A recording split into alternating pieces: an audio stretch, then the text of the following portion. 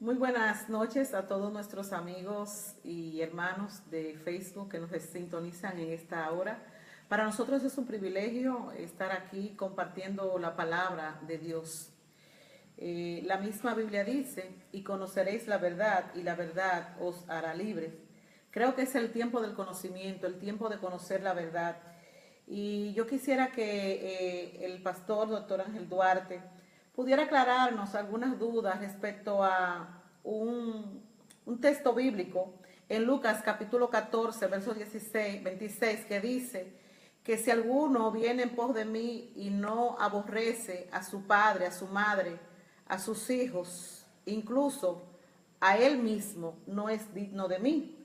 Cuando hay un mandamiento que dice que debemos amar a nuestro prójimo como a nosotros mismos. Entonces, ¿cómo se explica que en una parte dice que debe aborrecer a padre, madre e hijos, incluso a uno mismo, y en otra parte bíblica dice que debemos amar a nuestro prójimo como a nosotros mismos?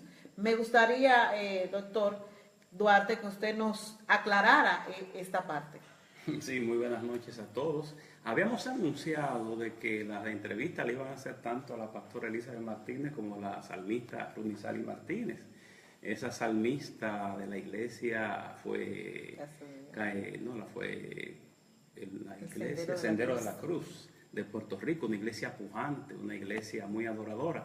Pero la entrevista la tendremos mañana por ahí compartiendo esa bella dama, cuñada nuestra, también mañana en algunas otras preguntas. Yo le voy a ayudar un poquito a usted más. Me voy más lejos todavía, pastora. No solamente ese pasaje, hay otros pasajes también que hablan de eso mismo. Por ejemplo, en Romanos nos dice que amé a Jacob y aborrecí a Esaú. Y también hay un pasaje bíblico donde Jacob dice como que ama a Raquel y aborrecía a Lea. O sea que tenemos ya varios pasajes bíblicos donde nos habla de aborrecer.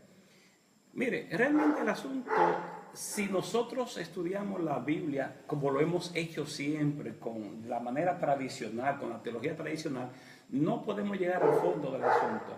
Porque es que las iglesias cristianas, tanto católicas como evangélicas, hemos estudiado la Biblia como estudiando el pez fuera del agua. Estudiando el pez fuera del agua vemos el pez, pero no vemos el pez como nada, cómo se desarrolla en el agua. Entonces, si no vamos al agua y podemos estudiar el pez dentro del agua, no vamos a hacer un estudio completo. Para poder entender ese pasaje que usted nos dice, tenemos que entender un poquito el idioma hebreo. Aunque este que usted me dice está en griego, pero fue pensado en hebreo, porque fue escrito por judíos. Y como la Biblia fue escrita por judíos, para judíos, en idioma de los judíos, en territorio de los judíos, pues tenemos necesariamente que irnos a ese entorno para poder entender las cosas. ¿Qué pasa? Que en el idioma hebreo los tiempos verbales no son los mismos que en español. En los modos de comparación de los adjetivos y de los verbos no es el mismo modelo de comparación con nosotros. Por ejemplo, si yo digo que amo y aborrezco, amo a fulano y aborrezco al otro, lo que estoy diciendo es que amo más a este que al otro. O sea que en ese contexto es un nivel de comparación verbal, o sea que cuando dice que el que no ame aborrece por mí, está diciendo que el que no ama menos su vida, que no ama menos sus hermanos, que no ama menos a su esposa que a mí, no es digno de mí. O sea, necesariamente el término aborrecer en ese caso no significa aborrecer como tal, sino amar menos. Wow. Entonces significa que nosotros debemos, la Biblia manda no que aborrezcamos a nuestros hijos, ni a nuestros hermanos, ni a nuestros padres, sino que amemos menos que a Dios. Porque hay un mandamiento que dice amar a Dios sobre todas las cosas. Entonces ahí sí encaja la cosa, ¿no? Entonces no, la Biblia no nos manda a aborrecer, sino que el verbo que se utiliza ahí es amar menos que.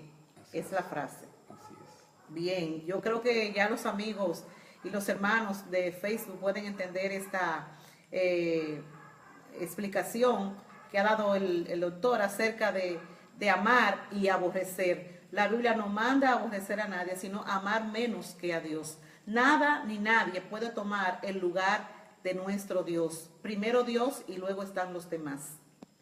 Hay otra pregunta, doctor, que es muy importante porque a veces uno ve la cosa como que si la Biblia se estuviera contradiciendo.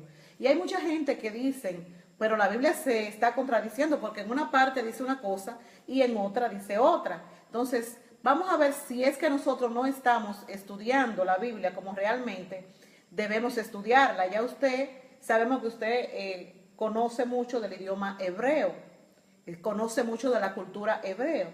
Yo creo que por eso nos ayuda a dar luz a estos versos que han sido de tanto cuestionamiento en el mundo, quizás no cristiano, porque nosotros decimos yo lo creo por fe y gloria a Dios, porque creemos por fe, pero hay explicaciones que existen escondidas en estos versos que son de mayor para comprenderlo mejor.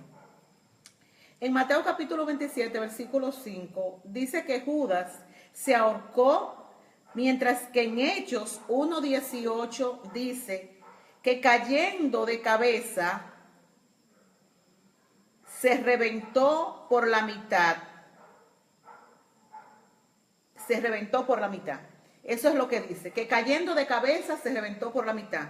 Entonces, en una parte dice que se ahorcó de la Biblia y en otra parte dice que cayendo de cabeza. Entonces, parece como que hay una contradicción en esos dos versos, en Mateo 27:5 y en Hechos capítulo 1, versículo 18. ¿Será una contradicción realmente? En lo que la gente digiere en la pregunta, quiero también informar que este programa se pasa por YouTube, a los seguidores nuestros también de YouTube, aparte de lo de Facebook.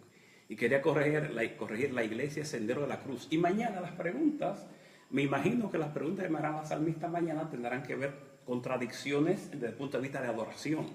Así que es lo que me imagino. Bueno, pues yo la felicito, pastora, porque la Biblia no es para leerla. No hay un mandamiento que nos diga lean la Biblia, sino que a nosotros nos manda escudriñar las Escrituras, porque parece que en ella hay, ¿qué es lo que hay? Vida eterna. Vida eterna. O sea que no debemos leer la Biblia por leerla. Nosotros cada vez que veamos algo aparentemente contradictorio, tenemos que analizar, porque si dice que fue Dios que la creó y que Dios no es hombre para mentir, ni es hombre para arrepentirse, y que la palabra fue inspirada por Dios, entonces, ¿cómo vamos a pensar en este tipo de contradicciones? Esa pregunta que usted nos hace, si usted tuviera un amigo ateo, el amigo ateo se echaría a reír y diría, pastora, pero pónganse de acuerdo ustedes en la Biblia, qué locos son ustedes. Por un lado dice que Judas se ahorca y por otro lugar dice que se lanza de cabeza y que se revientan las entrañas. Entonces pónganse de acuerdo, arreglen la Biblia, le diría un ateo muerto de risa ante una pregunta de esa naturaleza. Yo veo como algunos teólogos, o los teólogos tradicionales que vemos en todos los libros, dicen que no, que lo que pasa fue que Mateo, el escritor de Mateo, lo ve ahorcado y que después, en la misma tarde o el otro día, pasa el escritor de los Hechos y lo encuentra reventado. Pero el ateo podría contestarle no, porque es que no estaba CNN ni Univisión en el momento reportando, sino que esas informaciones se recogían por escritos. Y entonces no hay una razón lógica palpable que puedan convencer a un ateo de que no haya realmente una contradicción, salmista ni Salis, porque son dos pasajes claramente que están contradictorios. Ahora bien, si nos vamos a la óptica del Oriente, sigo insistiendo. Mire, Martín Lutero dijo algo interesante.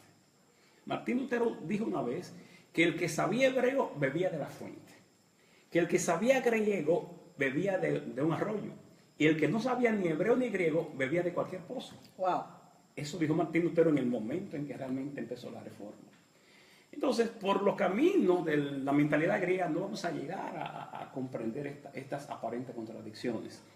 Porque ahí tenemos que ir a la mentalidad oriental donde se escribió la Biblia. Lo que pasa es que para los orientales, desde Japón, que es el oriente lejano, hasta el Medio Oriente, Israel, toda esa zona, la India, el concepto de ahorcar es un concepto diferente al concepto de ahorcar para nosotros en Occidente.